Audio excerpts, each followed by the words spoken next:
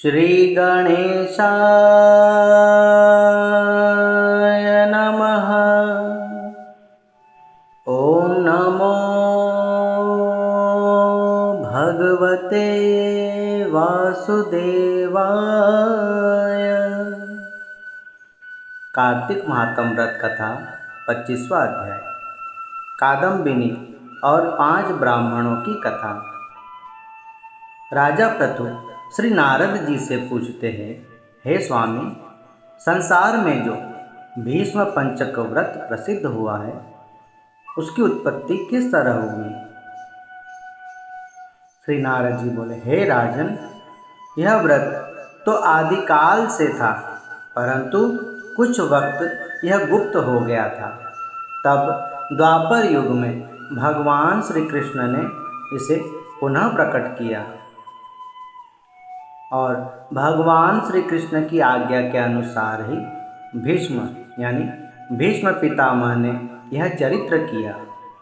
इस कारण इस व्रत का नाम भीष्म पंचक पड़ा। यह सुनकर राजा पृथु श्री नारद जी से बोले, हे महर्षि, गंगा के पुत्र भीष्म पितामह और भगवान श्री कृष्ण की आपस में कब वार्तालाप हुई? कृपा करके इसके बारे में मुझे बतलाइए। श्री नारद जी बोले, हे राजा पृथु, 5 पांडवों के द्वारा भगवान श्री कृष्ण दूत बनकर हस्तिनापुर में जब कौरवों की सभा में आए थे, तब विदुर ने उनका बड़ा आदर सत्कार किया था।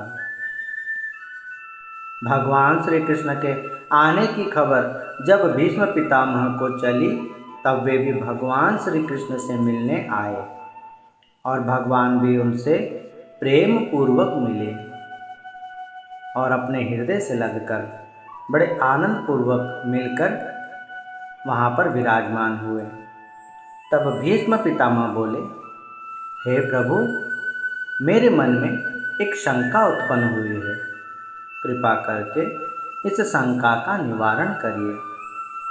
आप तो 3 लोक के नाथ हो, जगत के मालिक हो और आपके इशारे से संसार की उत्पत्ति, पालन पोषण और नाश होता है, तो फिर आप पांडवों के हर संकट में उनकी सहायता क्यों करते हो? क्या पांडवों ने आपके ऊपर वशीकरण मंत्र पढ़ा है, जो आप स्वयं भगवान होकर सदा उनके वश में रहते हो और सदा उनकी सहायता करते रहते हो? भीष्म पितामह की यह बात सुनकर भगवान श्री कृष्ण बोले, हे भीष्म पितामह, बस आप यह समझो कि मैं प्रेम और भक्ति के वश में रहता हूँ। भक्त मेरे बिना और मैं भक्तों के बिना नहीं रह सकता। इसलिए संसार में जितने भी व्रत मैंने प्रसिद्ध किए हैं, वह सभी भक्तों के दुखों को नाश करने के लिए है। भीष्म पितामह बोले, हे प्रभु, जिस धर्म और जिस व्रत के कारण आप अपने भक्तों के वशीभूत रहते हैं, कृपा करके वह धर्म मुझे भी बतलाइए। भगवान श्री कृष्ण बोले, हे भीष्म पितामह, पूर्व समय में उज्जैन नगरी में एक ब्राह्मण रहता था और उसे 5 पुत्र थे। पहले का नाम शुचि, दूसरे का नाम कविरत्न, तीसरे का नाम दृढ़, चौथे का नाम दातु और 5वें का नाम हंस था। उन 5 पुत्रों के स्वर में इतनी मिठास थी कि आवाज़ कोयल से अत्यधिक मधुर और कर्णप्रिय थी। 5 पुत्र वेद विद्या में और गंधर्व विद्या में अति गुणवान और होशियार थे और वे सदा हर किसी के चित्त को सदा अपनी ओर आकर्षित करते रहते। जो भी उन्हें देखता, उनकी वाणी सुनता, उन पर मोहित हो जाता।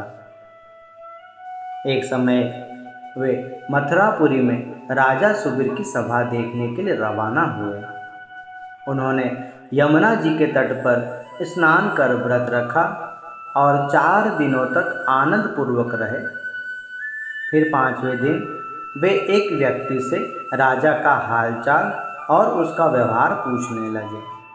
तब उस व्यक्ति ने उन पांचों बालकों से कहा कि राजा सुबीर के पास कादम्बिनी नाम की एक अप्सरा रहती है जो संगीत विद्या में अत्यंत होशियार है। संगीत में उसकी कोई बराबरी नहीं कर सकता। और यह पांचों बालक भी संगीत के जानकार थे। सो कादम्बिनी के गुणों की महिमा सुनकर कादम्बिनी को देखने की इच्छा से राजमहल पहुँचे तो उन्होंने बाहर से ही कादम्बिनी के गाने की आवाज़ सुनी। तो उन्होंने सैनिकों से कहा कि राजा के दरबार में संगीत विद्या का पूर्ण ज्ञानी कोई भी नहीं दिख रहा और ना ही राजा को ही इस विद्या का ज्ञान है। और कादम्बिनी जो गा रही है उस साज का आवाज़ भी बरोबर नहीं है।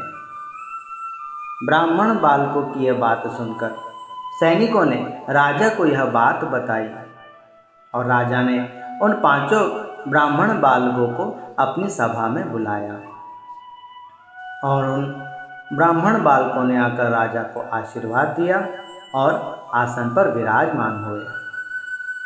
कादम्बिनी अप्सरा उन पांचों ब्राह्मण बालकों को संगीत कला में विद्वान और होशियार जानकर फिर साज की आवाज़ पर खींच खींच कर तार से तार मिलाकर जोर जोर से गाने लगी और नाचने लगी। कादम्बिनी के गुण और स्वरूप को देखकर पांचों ब्राह्मण बालक उस पर मोहित हो गए और कादम्बिनी भी उन पांचों ब्राह्मण की सुंदरता देख और मन मोहित करने वाले स्वभाव पर आसक्त हो गई। राज्य सभा समाप्त हुई और राजा के चले जाने के बाद वह ब्राह्मण भी उदास होकर बाहर आ गए। कादम्बिनी भी अपनी बेचैनी और ब्राह्मण के इंतजार में व्याकुल हो गई, परंतु राजा के डर से वह चुपचाप अपने घर चली गई। परंतु उसके चित्त को आराम नहीं मिल रहा था। तब उसने अपने दिल का हाल एक खत में लिखा और वह खत अपनी सखी के द्वारा उन ब्राह्मणों के पास पहुंचाया जहां ब्राह्मण रुके हुए थे। और उस खत में लिखा था, आप पांचों में से एक एक कर मुझे मिलो और अपनी विद्या मुझे दिखाओ। इस नगर के बाहर उत्तर की तरफ यमुना जी के तट पर अनंत नाम का एक तीर्थ है। मैं तुम्हें रोज रात को वहाँ पर मिलूंगी और आप पांचों में से एक एक जन रोज आकर मुझसे वहाँ मिलना। मैं भी किसी न किसी प्रकार से वहाँ पहुँच जाऊंगी और वहाँ पर आकर तुमसे मिलूंगी और मैं तुम्हें अपनी संगीत विद्या दिखाऊंगी और तुम भी मुझे अपने गुणों का प्रदर्शन करना। भगवान श्री कृष्ण बोले, हे भीष्म पितामह, उस वन में नेम अष्टक नाम के एक ब्रह्मचारी रहते थे जो सदा मेरी पूजा करते, मेरी भक्ति में ही मग्न रहते और भीष्म पंचक नाम का व्रत रखकर दिन रात मेरी स्तुति करते रहते। मिलने का समय हुआ तो पहले दिन कविरत्न नाम का ब्राह्मण कादम्बिनी से मिलने उस स्थान पर आया और संयोग से वह दिन एकादशी का था। कविरत्न कादम्बिनी से मिलने के लिए समय से पहले ही वहाँ पहुँच गया और वहाँ क्या देखता है कि नेम अष्टक नाम का एक भक्त भीष्म पंचक व्रत रखकर मेरी पूजा कर रहा है। जब तक कादम्बिनी आए तब तक कविरत्न भी नेम अष्टक को देखकर वह भी उसके साथ पूजा करने लग गया। फिर कादम्बिनी आई और उसने देखा कि दोनों पूजा में व्यस्त है। उसने नेम अष्टक को प्रणाम कर हाथ में वीणा लेकर बड़े प्रेम पूर्वक गाने लगी। नेम अष्टक ने अपने मन को जीत लिया था, इसलिए कादम्बिनी के रूप और गुण का उस पर कोई असर नहीं हुआ और ब्रह्मचारी के संग के कारण कविरत्न का मन भी शुद्ध हो गया और कामदेव उसे अपने वश में नहीं कर पाए। कादम्बिनी और कविरत्न ने सारी रात नेम अष्टक के साथ भगवान के गुणगान में ही गुजारी। नेम अष्टक की भक्ति का इतना असर पड़ा उन दोनों पर कि वह दोनों अपने विषयों से हटकर भगवान की भक्ति में लग गए। वे आए किस कार्य के लिए और वह कौन सा कार्य करने लगे। भाव कि वो भगवान की भक्ति में इतने मग्न हो गए कि उन्हें पता ही नहीं चला कि प्रातःकाल कब हो गई। फिर कादम्बिनी और कवि रत्न अपने अपने स्थान पर वापस आ गए। इस प्रकार पांचों रात्रि में पांचों ब्राह्मण ने एकादशी से लेकर द्वादशी, त्रयोदशी, चतुर्दशी और पूर्णिमा तक पांचों ब्राह्मण नेम अष्टक और कादम्बी ने मिलकर पूरी रात भगवान का जागरण किया। एकादशी से लेकर पूर्णिमा तक भगवान की अनंत भक्ति की। नेम अष्टक के साथ पांचों ब्राह्मण और कादम्बिनी ने भीष्म पंचक का व्रत कर लिया।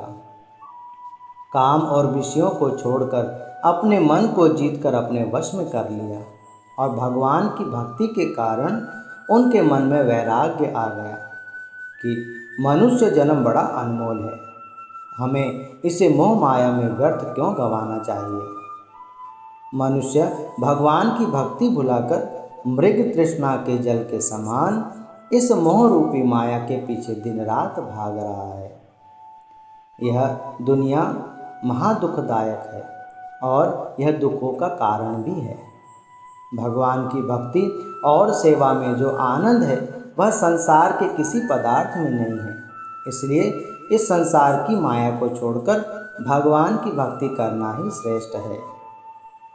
इस प्रकार वे पांचों ब्राह्मण बालक अपना सब कुछ त्याग कर वैराग्य धारण कर भगवान की भक्ति करते हुए तीर्थ यात्रा की ओर चल पड़े।